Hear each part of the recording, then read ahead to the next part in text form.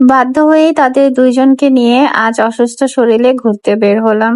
শুক্রবার হলেই তাদের দুইজনের ঘুরতে যেতে হবে, না হলেই তাদের মন খারাপ। তো আমরা রেডি হয়েছি, বাইরে যাব। এর মধ্যে ঝুম বৃষ্টি নেমেছে, বৃষ্টির জন্য আর আমরা বাইরে যেতে পারছিলাম না। তাই দুইজনেরই মন খারাপ। এক পর্যায়ে তো ছোটজন কান্নাকাটি শুরু করে দিয়েছে, বৃষ্টি কখন থামবে। আর আফিফ বলতেছিল বারবারই কেন শুক্রবারেই বৃষ্টি হতে হবে, অন্যদিন কেন বৃষ্টি হতে হবে না। তো এমনই করছিল। আস্তে আস্তে বাসা থেকে বের হব, বৃষ্টির জন্য বের হতে পারছিলাম না। পরে সন্ধ্যায় হয়ে গিয়েছে। আর এদিকে দেখেন আবরার সাহেব কান্নাকাটি শুরু করেছে, কারণ সে বলতেছিল বৃষ্টি থেমেছে আম্মু, এবার আমাকে বাইরে নিয়ে চলো। তো আমি বলেছি যাব না। তাই তার গিয়ে মন খুবই খারাপ। শুক্রবারে ঘুরতে আসতেই হবে। হ্যাঁ, এই শুক্রবারে ঘুরতে আসতেই হবে। কই আসছে আফিফ? নদীর পাড়ে ওয়াক হয়ে দাঁড়ায় আছো, নদী দেখতেছো? খুব সুন্দর। শুক্রবার হলে তাদের বেড়াইতে আসতেই হবে। ছোটজন কান্নাকাটি শুরু করে দিয়েছে, বৃষ্টি কখন থামবে, কখন বেড়াইতে যাবে। এখন বৃষ্টি একটু থামছে, পরে বের হইলাম। পুরাই থামছে। আল্লাহ, আমি এটা মাথায় দিয়ে এসে পড়ছি, দেখছো?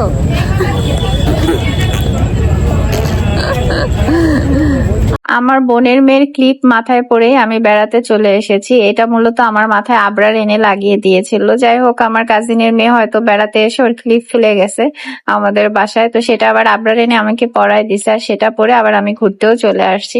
আর এই তো বাহিরে চলে আসলাম। আসার পরে গিয়ে প্রায় তখন সন্ধ্যাই হয়ে গেছে। তো আফিফকে বলতেছিলাম তুমি কি খাবা, তো সে ওদের দোনোজনকে জিজ্ঞেস করেছি।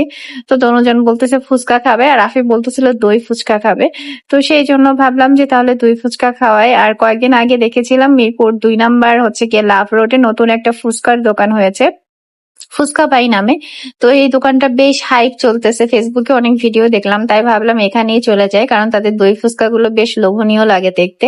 আর এদিকে আবরার গিয়ে ঘুমিয়ে গেছে। তো যাই হোক, ফুচকা অর্ডার করে বসলাম, আর তাদের মেনুটাও আপনাদেরকে একটু দেখিয়ে দিলাম। তো আমি প্রথমবার যেহেতু এখানে ট্রাই করছি, তাই ভাবলাম একটা দই ফুচকা আর একটা নর্মাল ফুচকা অর্ডার করি। তারপরে দেখি কোনটার টেস্ট কিরকম। কথা বলতে বলে গেলে মাঝে মাঝে না কথা জড়ায় যায় আর কি।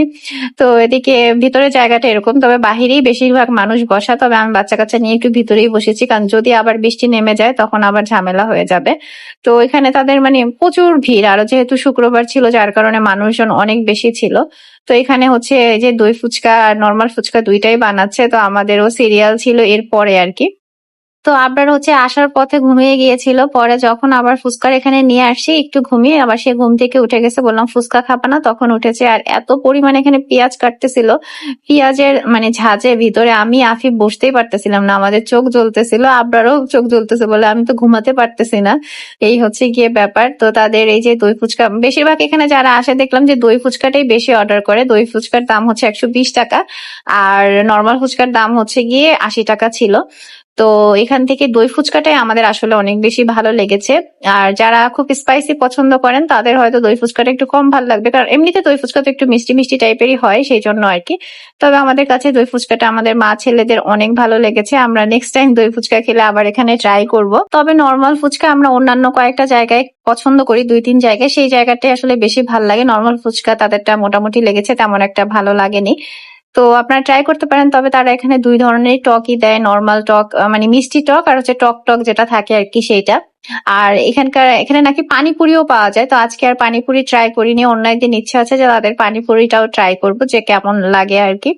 তো এই যে খুব সুন্দর করে দই ফুচকা গুলা তারা একেবারে লোভনীয় করে বানিয়েছে, দেখে বেশ ভালো লাগছিল আর কি। তো ঢাকার মধ্যে মিরপুরবাসী যারা আছেন, যাদের 2 নাম্বার লাভ রোডে যাওয়া আসা আছে, তারা অবশ্যই এখানকার দই ফুচকাটা ট্রাই করতে পারেন।